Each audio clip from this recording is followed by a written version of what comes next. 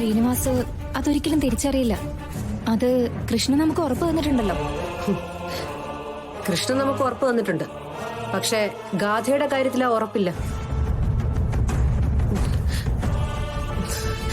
ഗാഥയുടെ പെരുമാറ്റത്തിൽ നിന്ന് തന്നെ ആ വ്യത്യാസം അവര് കണ്ടുപിടിച്ചാലോ?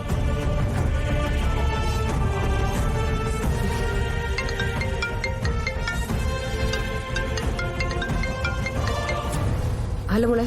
മമ്മി, ഇനി എനിക്ക് ഒരു നിമിഷം പോലും ഇവിടെ കഴിയാൻ പറ്റില്ല. എനിക്ക് ഇവിടുന്ന് എങ്ങനെയെങ്കിലും ഒന്ന് പോയേ പറ്റൂ.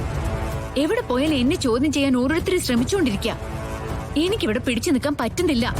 ഗാഥ, കാലിലെ പ്രശ്നങ്ങൾ മാറാതെ അവിടെ നിന്ന് എങ്ങനെ പോരാനായിട്ടാ മോളെ? ഞാനൊരു വഴിയും കാണുന്നില്ല. ഒരു വഴിയുണ്ട്. മമ്മിക്ക് അത് ചെയ്യാൻ പറ്റുമോ? എന്താ പറയേ? മമ്മി പറഞ്ഞാൽ കൃഷ്ണ എന്തു ചെയ്യില്ലേ? എന്നെ പോലെ അവരുടെ കാല് തല്ലി ഓടിച്ച് പ്ലാസ്റ്റർ ഇട്ടിട്ട് ഇവിടെ കൊണ്ടുവന്ന് കിടത്തിയാ മതി. പിന്നെ ആർക്കും ഒരു സംശയം ഉണ്ടാവില്ലല്ലോ. എന്തൊക്കെ ഭ്രാന്ത നീ പറയുന്നേ? ഇങ്ങനെയൊക്കെ പറയാനായിട്ട് നിനക്ക് എങ്ങനെ കഴിയുന്നേ? അതെന്താ, എന്നേക്കാൾ വലുതാണോ മമ്മിക്ക് അവള്? മമ്മി അവൾക്ക് വേണ്ടിയിട്ടാണോ അതോ എനിക്ക് വേണ്ടിയാണോ ജീവിക്കുന്നത്? ഞാൻ ജീവിക്കുന്നത് നിനക്ക് വേണ്ടി തന്നെയാ. പക്ഷെ അതിന്റെ പേരിൽ ആവശ്യമില്ലാതെ കൃഷ്ണനെ ദ്രോഹിക്കാനൊന്നും എനിക്ക് പറ്റില്ല. ഓ, അവളെ വേദനിപ്പിക്കുന്ന കാര്യം പറഞ്ഞപ്പോഴേ മമ്മിക്ക് വല്ലാതെ സങ്കടം വന്നു അല്ലേ?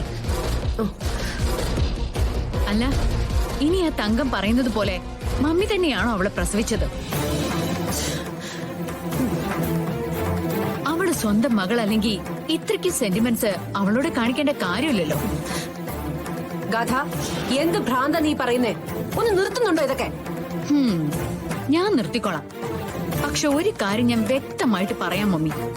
എന്നെ അല്ലാതെ മറ്റൊരാളെ മനസ്സിൽ താലോലിക്കാൻ മമ്മിക്ക് തോന്നിയാലുണ്ടല്ലോ, പിന്നെ ഗാഥ എന്താ ചെയ്യാന്ന് എനിക്കിപ്പോ പറയാൻ പറ്റില്ല.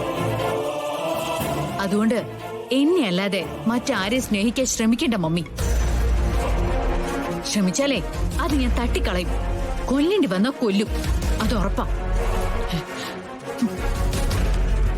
ഹലോ മോളെ. മോളെ,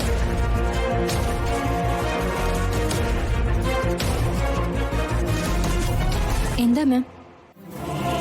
ഞാൻ പറഞ്ഞില്ലേ, കുരുക്ക് കൂടുതൽ കൂടുതൽ മുറുകി വരിക.